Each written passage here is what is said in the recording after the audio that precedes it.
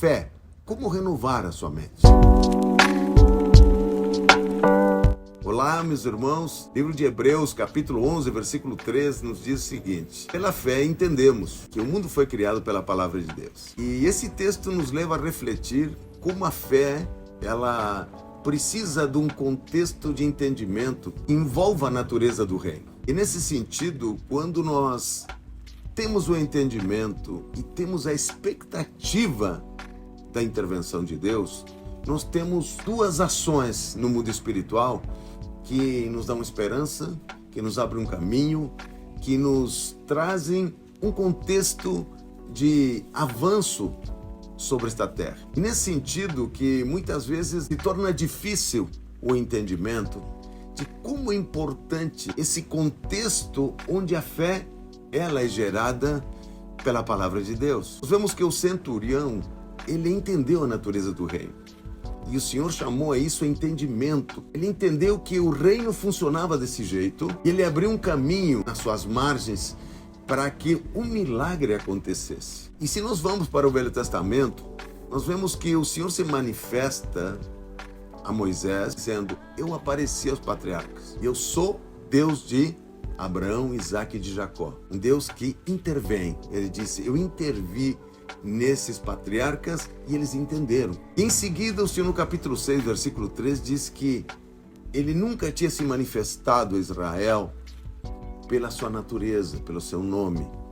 Então, esses dois aspectos da fé que constroem nosso relacionamento com Deus, esses dois aspectos do seu caráter, a sua manifestação interna em nossos processos de entendimento, o Senhor Jesus também vai nos direcionar nesse sentido. Ele disse: eu estou indo para que o Espírito Santo venha e ele vos ensine, vos dirija sobre tudo aquilo que eu tenho falado. Ou seja, essa relação interna da fé que envolve essa conversa, esse relacionamento com o Senhor, parece que dá uma estrutura de renovação à nossa mente. Porque nossa mente, sem renovação, ela é hostil a Deus.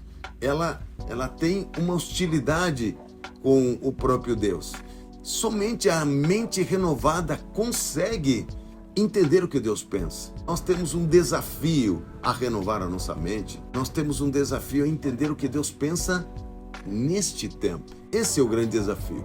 E nós vemos que o apóstolo Paulo, quando fala aos filipenses, ele, lá nessa moldura dos filipenses, ele traz um contexto de uma igreja que vivia uma mente renovada. E ele explica por quê, e ele diz por quê. O apóstolo Paulo, ele começa a dizer que os filipenses tinham conhecimento, ele diz.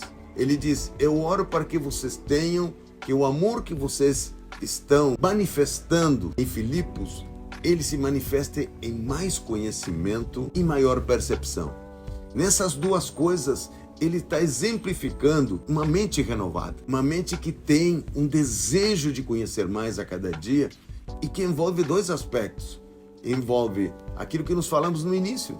Pela fé entendemos. Envolve entendimento, ou seja, eles tinham conhecimento preciso do que Deus estava falando. E em segundo momento, eles tinham percepção, ou seja, a percepção os fazia avançar, os fazia entender horizontalmente aquilo, se envolvia relacionalmente com a vida dos filipenses. E essa vida relacional, ela envolve a iminência, a expectativa da intervenção do Senhor. Porque esse braço de entendimento, ela nos dá um contexto aonde Deus traz à nossa alma um entendimento que ele vai agir, que ele tem uma forma. E veja só, Deus não aceita nenhuma caixinha. Não, você não consegue colocá-lo numa caixa. Quantas vezes Deus se manifesta de um jeito, de outra forma e de outra forma? Nós gostaríamos que se manifestasse da mesma forma para poder controlar a forma que ele se manifesta. Mas Deus sempre sai fora da caixa. Ele sempre sai fora daquilo porque ele nos traz outras maneiras de percepção. Ele nos desafia a percebê-lo em momentos difíceis, a sua manifestação.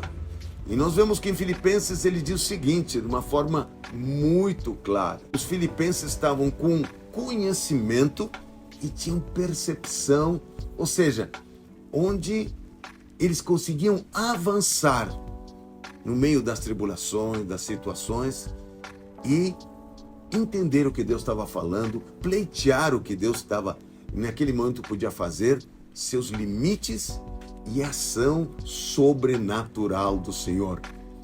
Pense nisso.